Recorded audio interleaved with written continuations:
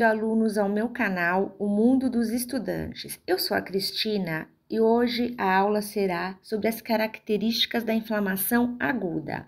Mas antes disso, eu vou explicar um pouquinho para vocês sobre o conceito de saúde, de doença e as características da lesão celular, para aí depois a gente prosseguir com a inflamação aguda. Bom, portanto, a saúde, ela vai significar o quê? Um estado de equilíbrio entre o organismo e o seu meio ambiente. É o bem-estar e energia que a pessoa possui para realizar as suas atividades do corpo, do cotidiano. Corpo e mente, elas têm que estar em disposição, né? Tem que ter disposição. Significa ter saúde física e mental. Segundo a OMS, em 2018, a saúde é um estado de completo bem-estar físico, mental e social, e não apenas a ausência de doença ou enfermidades. Bom, agora eu vou explicar para vocês um pouquinho de doença. O que é a doença? A doença significa ter um conjunto de sinais e sintomas que afetam o ser vivo, alterando o seu estado normal de saúde, portanto, é o oposto da saúde. São fatores que vão causar alterações físicas ou mentais, e esses fatores podem ser exógenos ou endógenos. Os principais agentes causadores das doenças são os micro-organismos patogênicos, as diferentes formas de energia, por exemplo, radiação, calor. Pode ser também pela privação de proteínas, por fatores genéticos que possuem bastante influência sobre esse aspecto e também os processos de defesa, como a inflamação, que podem representar uma forma de defesa do nosso organismo. Pode ocorrer também, por exemplo, um distúrbio da circulação, onde ocorre um aumento, diminuição ou cessação do fluxo sanguíneo para os tecidos, podendo levar a uma hiperemia, uma oligoemia ou uma isquemia. Podemos ter também coagulação sanguínea no leito vascular, que seria uma trombose, aparecimento na circulação de substâncias que não se misturam ao sangue e causam oclusão vascular, levando a uma embolia. Podemos ter saída de sangue do leito vascular, levando a uma hemorragia, e alterações das trocas de líquidos entre o plasma e o intestino, levando a um edema. Então, agora vamos explicar um pouquinho sobre a lesão celular. Caso ocorra um estímulo celular bem nocivo e que ele seja mais intenso ou mais prolongado, a capacidade adaptativa da célula ela vai ser excedida. Então, vai ocorrer o quê? Uma lesão celular, que vai poder ser reversível ou irreversível. Quando for irreversível, ela vai caminhar para a morte celular. Essas lesões celulares, elas podem ser classificadas, portanto, em dois grupos: a lesão celular letal ou reversível, que é compatível com a regulação do estado de normalidade após cessada a agressão, ou uma lesão celular não letal, que são representadas pela necrose e pela apoptose, que é a morte celular. As principais causas que levam a uma lesão celular são privação de oxigênio, que é a hipóxia ou anóxia, asfixia, altitudes extremas. Pode ser devido a uma isquemia, que leva a uma obstrução arterial, agentes físicos, que leva a traumas mecânicos, queimaduras e radiação solar, agentes químicos, como álcool, medicamentos, poluentes ambientais e venenos, agentes infecciosos, que são os vírus, bactérias e fungos, reações imunológicas, por exemplo, doenças autoimunes e reação anafilática, e defeitos genéticos, uma anemia falciforme, por exemplo, alterações nutricionais, que vão levar à obesidade e uma má nutrição. As respostas dessa lesão celular são alterações metabólicas, por exemplo, alterações do apetite e do sono, febre, dor, alterações na atividade fagocitária e modulação da resposta imunitária. Agora vamos começar a falar sobre as características gerais da inflamação aguda, que é o tema da aula de hoje. Bom, a inflamação aguda, ela ocorre a partir de uma lesão tecidual. Em seguida, ocorre o processo de inflamação aguda, que em seguida o próprio corpo tende a se regenerar, vindo em seguida a cicatriz ou a inflamação crônica, caso não seja possível a regeneração. O principal objetivo da inflamação aguda é a eliminação do agente agressor, ocorrendo frequentemente a destruição tecidual. Os principais sinais de uma inflamação são calor, avermelhamento, rubor, inchação, edema, dor, podendo levar até a perda da função do tecido ou órgão. Os diferentes quadros inflamatórios vão depender da quantidade predominante dos seguintes elementos: a exsudação, a proliferação de células teciduais e da necrose.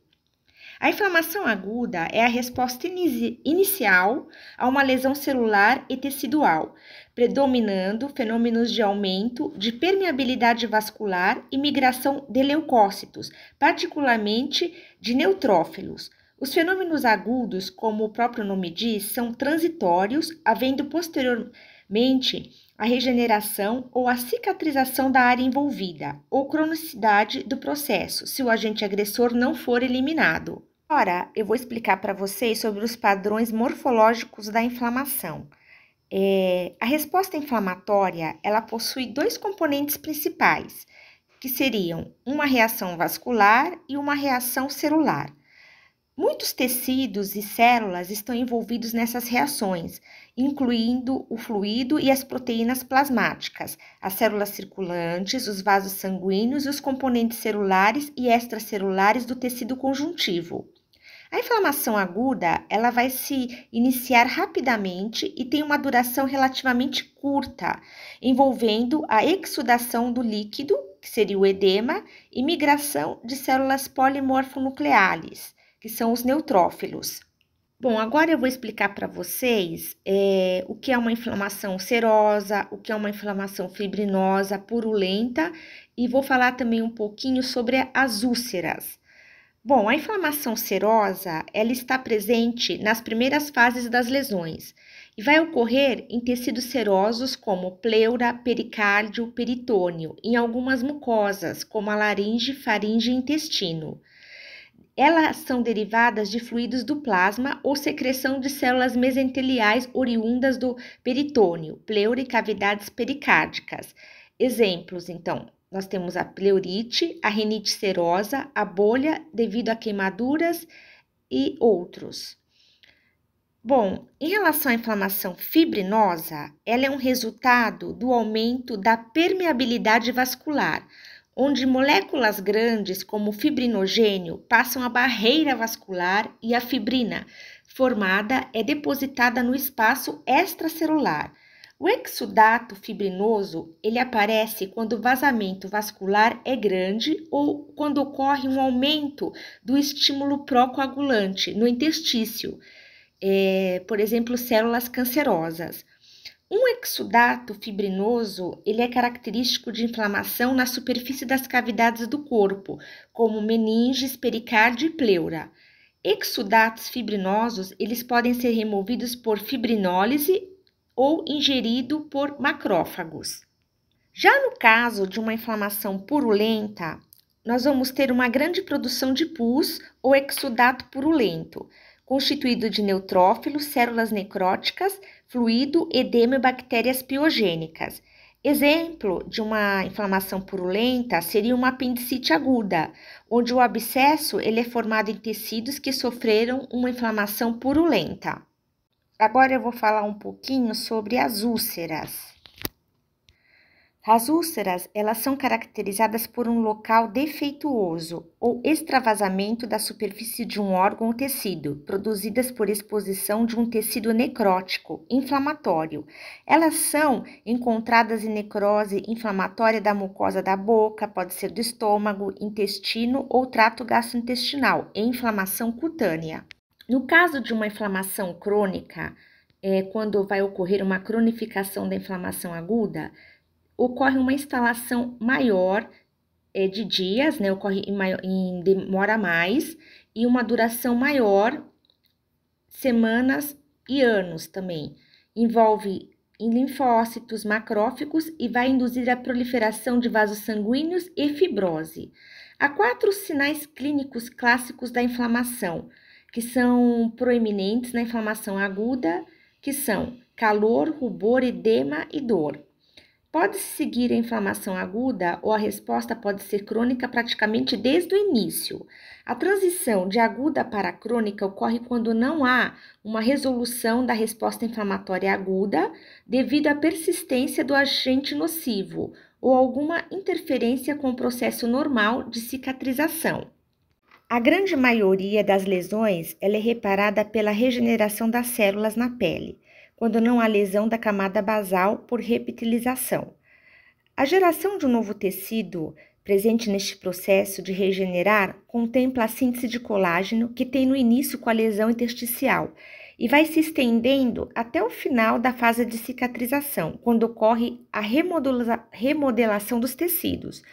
Os processos de cicatrização e reparo tecidual ocorrem após o trauma ou a doença. A cicatriz, clinicamente, é uma marca visível de uma lesão.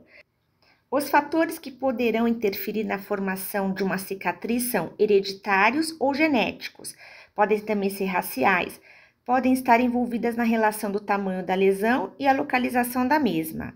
A cicatriz, ela pode ser discrômica, acrômica, hipercrômica, atrófica, hipertrófica, queloidiana e também mista. Já se for uma fibrose, que são ondulações que aparecem na região lesionada, podem ocorrer em maior e menor grau. Vai ocorrer a produção de colágeno de forma desordenada e desorganizada, que vai levar a ondulações na pele, que podem causar repuxamento e dor. Aparecem também na área estética, pós-cirurgias plásticas principalmente. Bom, alunos, a aula de hoje foi essa, espero que tenham gostado. Deixe seu like se você gostou, não esqueça de se inscrever para as próximas aulas, que eu vou começar a dar temas bastante interessantes e se vocês quiserem também dar sugestões, eu agradeço. Obrigada!